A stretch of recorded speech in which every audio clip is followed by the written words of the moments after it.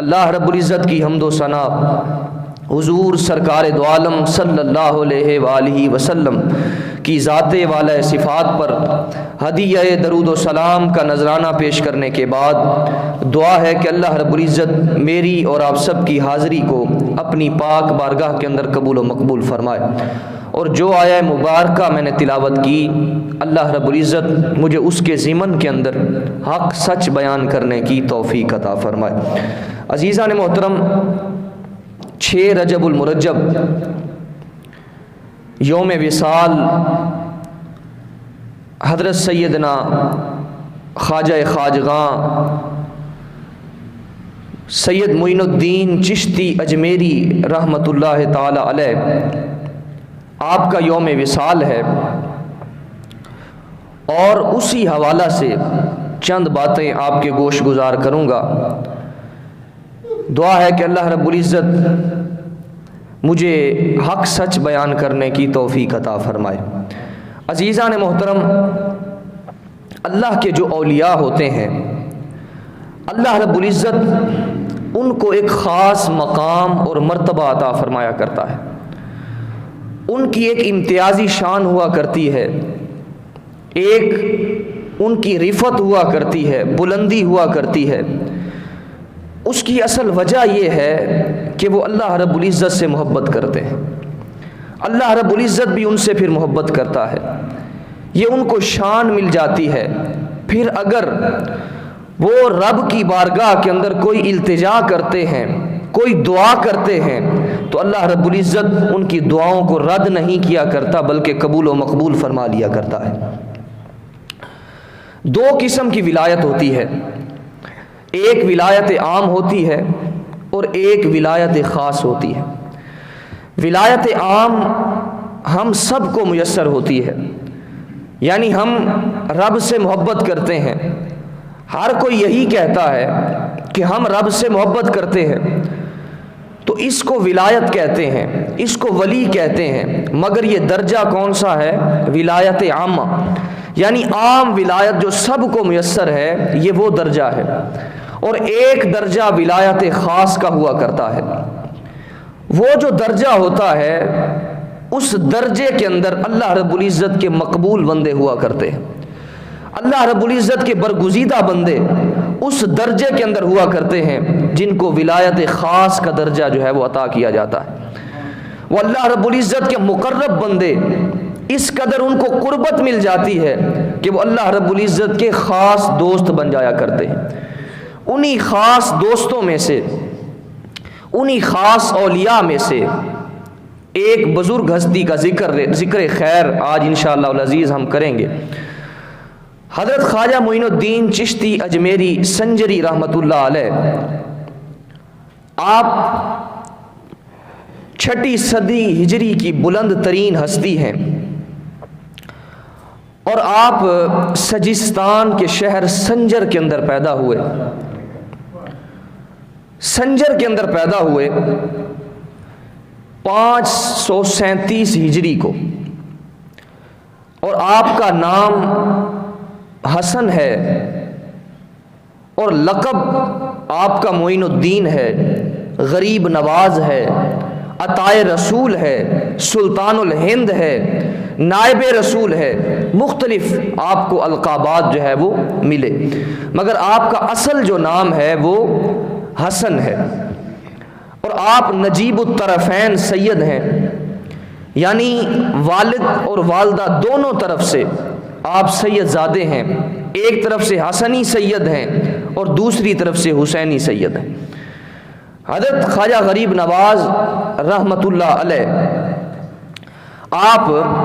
12 واسطوں سے آپ کا جو سلسلہ نسب ہے وہ حضرت علی کرم اللہ وجہہ الکریم تک جا پہنچتا ہے، اور آپ 15 سال کی عمر کے اندر، جب آپ 15 سال کی عمر کو پہنچتے ہیں تو آپ کے والد محترم کا جو سایہ آپ کے سر پر ہوتا ہے وہ دور ہو جاتا ہے، آپ کے والد کا انتقال ہو جاتا ہے، آپ کی اس وقت 15 سال عمر ہے، اور آپ کے والد کا انتقال ہو جاتا ہے، اور وراثت کے اندر آپ کو ایک باغ ملتا ہے،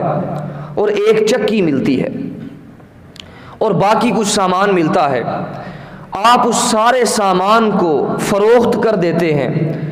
اور جو رقم ملتی ہے اس رقم کو غریبوں، مسکینوں، فقیروں پر صدقہ اور خیرات کر دیتے ہیں، ان پر خرچ کر دیتے ہیں۔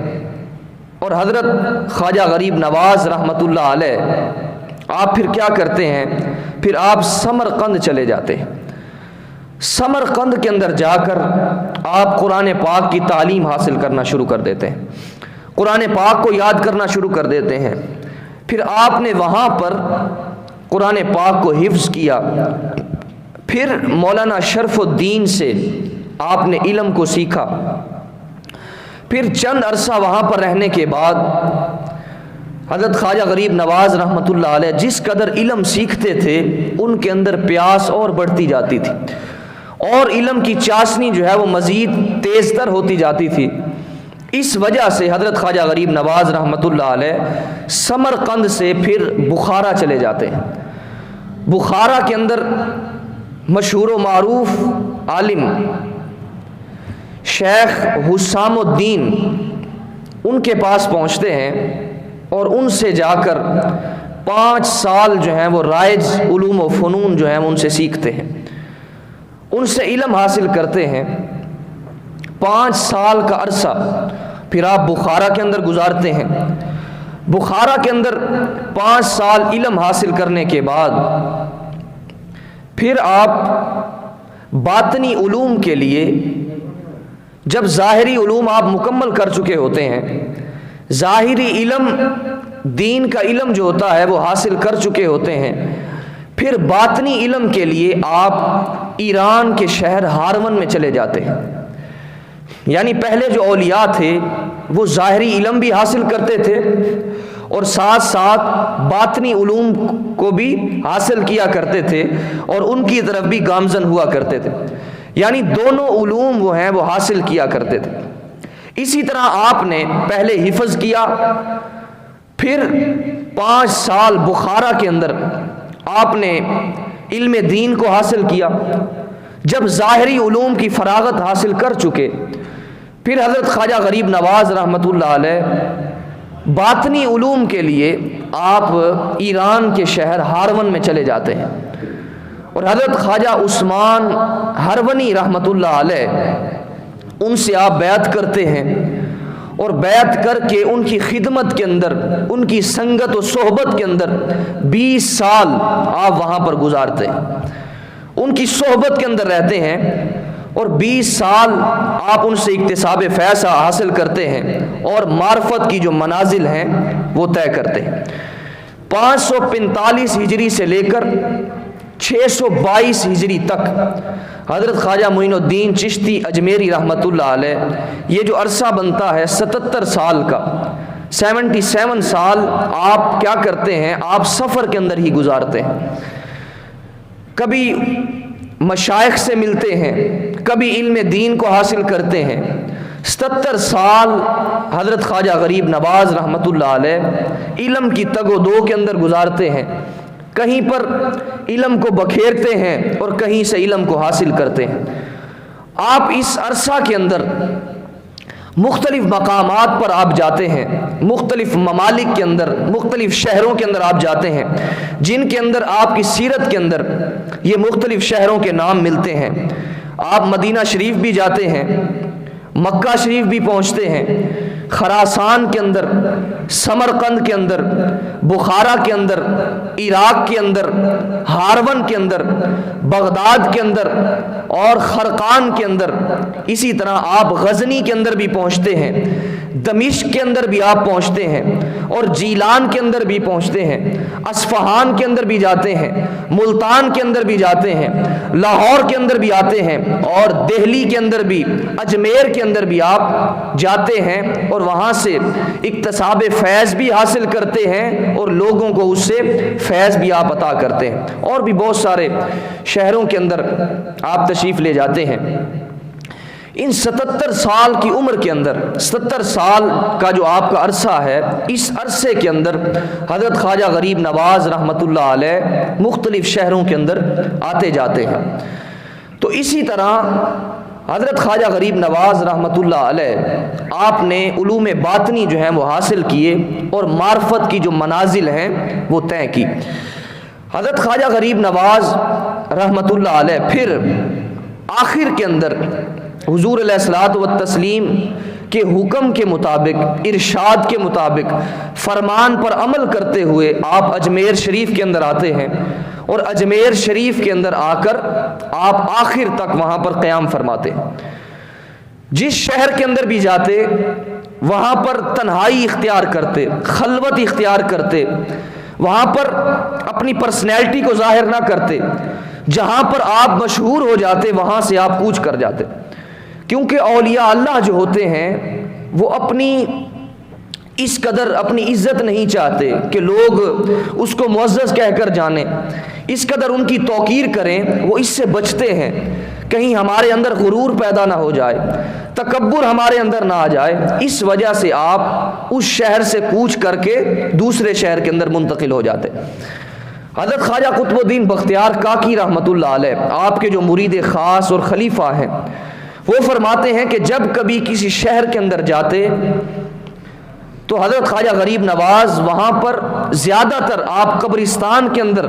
آپ مقیم رہتے، اور یا کسی بزرگ اللہ والے کے آستانے پر، مزار شریف پر جا کر وہاں پر آپ مقیم رہتے۔ اس قدر دنیا سے بے نیاز تھے،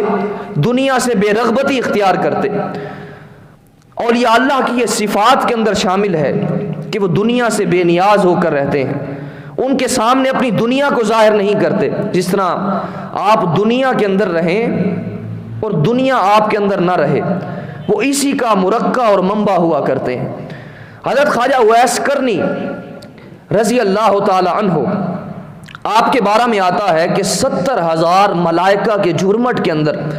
آپ کو جنت کے اندر منتقل کیا جائے گا۔ اس کی وجہ یہ بیان کی جاتی ہے کہ اصل کے اندر آپ دنیا کے اندر لوگوں سے بے نیاز تھے، بے رغبت ہو کر زندگی بسر کیا کرتے تھے، لوگوں کے سامنے خلوت نشینی اختیار کیا کرتے، جلوت کو پسند نہ کرتے تھے۔ اس وجہ سے آپ کو اس کے اندر چھپا کر 70,000 فرشتوں کے جھرمٹ کے اندر آپ کو جنت کے اندر منتقل کیا جائے گا۔ اسی طرح حضرت خواجہ غریب نواز رحمۃ اللہ علیہ آپ بھی دنیا داری سے بے نیاز تھے، بے رغبت تھے۔ پھر جب آپ ہند کے اندر تشریف لائے، اجمیر شریف کے اندر تشریف لائے، تو اس وقت جو معاشرہ تھا وہ اس قدر بےہودہ معاشرہ تھا، اس کے اندر ظلم و بربریت کی داستانیں رقم ہو رہی تھی، اس قدر گندگی اور غلاظت بھرا معاشرہ تھا کہ ہر طرف ظلم و ستم ہی ظلم و ستم تھا۔ اور اس وقت کا جو حاکم تھا، جو ہند کا حاکم تھا، وہ بھی جو ہے وہ کافر تھا، مشرک تھا۔ مگر اس دور کے اندر آپ حضرت خواجہ غریب نواز رحمۃ اللہ علیہ آپ اجمیر شریف پہنچے، اور وہاں پر جا کر آپ نے اسلام کی ترقی کے لیے، اسلام کے فروغ کے لیے آپ نے دین کی خدمت کو کرنا شروع کر دی، دین کی خدمت شروع کر دی۔ حالانکہ جابر حکمران تھا، لوگ ایک دوسرے کو نسلی رنگ کا جو تھا وہ امتیاز سمجھا جاتا تھا، آپس کے اندر اس قدر نفرت تھی، محبت نہ تھی، اتحاد اور یگانگت کا جذبہ نہ تھا، آپس کے اندر نفرت تھی، عداوت تھی، کدورت پائی جاتی تھی۔ مگر حضرت خواجہ غریب نواز رحمۃ اللہ علیہ جب آپ وہاں پر پہنچتے ہیں تو ان کو مساوات کا درس دیتے ہیں، عدل و انصاف کا درس دیتے ہیں، اسلام کی تعلیمات سے آگاہ کرتے ہیں۔ پھر وہ معاشرہ ایک انقلاب بپا ہو جاتا ہے، اس معاشرے کے اندر وہ معاشرہ ایک خوبصورت منظر پیش کرنے لگ جاتا ہے۔ نگاہ ولی میں وہ تاثیر دیکھی، بدلتی ہزاروں کی تقدیر دیکھی۔ حضرت خواجہ غریب نواز رحمۃ اللہ علیہ آپ اجمیر شریف کے اندر آپ نے دین کی خدمات کو جو ہے وہ کرنا شروع کر دیا، اور وہاں پر آپ نے بقیہ زندگی کے ایام آپ نے وہاں پر گزارے، آپ نے وہاں پر اپنی زندگی گزاری، اور 90 لاکھ کم و بیش 90 لاکھ کافروں کو مسلمان کیا، 90 لاکھ کو مسلمان کیا کلمہ پڑھا کر۔ یہ ساری آپ کی دینی خدمات جو تھیں وہ اس قدر پیش تھیں۔ پہلے آپ نے علم حاصل کیا، پھر اس کے بعد آپ نے دین کی خدمت کے اندر اپنی ساری زندگی جو ہے وہ وقف کر ڈالی، ساری زندگی اپنی دین کے اندر گزار دی۔ تو اسی طرح حضرت خواجہ بختیار کاکی رحمۃ اللہ علیہ، آپ کے جو مرید اور خلیفہ خاص ہیں، آپ فرماتے ہیں کہ آپ 7 دنوں کے اندر 5 مسقال آپ کھانا کھایا کرتے تھے۔ 5 مسقال 21 گرام کے قریب بنتا ہے۔ 21 گرام کے قریب آپ جو ہے وہ روٹی کو پانی کے اندر بھگو کر کھایا کرتے تھے۔ اس قدر آپ کی زندگی کے اندر دنیا سے بے رغبتی تھی۔ سادہ سا لباس پہنتے، 2 چادریں پہنتے، اور وہ بھی پیوند لگی جن کے اوپر بہت سارے پیوند لگے ہوتے تھے۔ سادہ سی زندگی بسر کرتے۔ اور حضرت خواجہ معین الدین چشتی اجمیری رحمۃ اللہ علیہ، آپ نے 96 سال عمر پائی،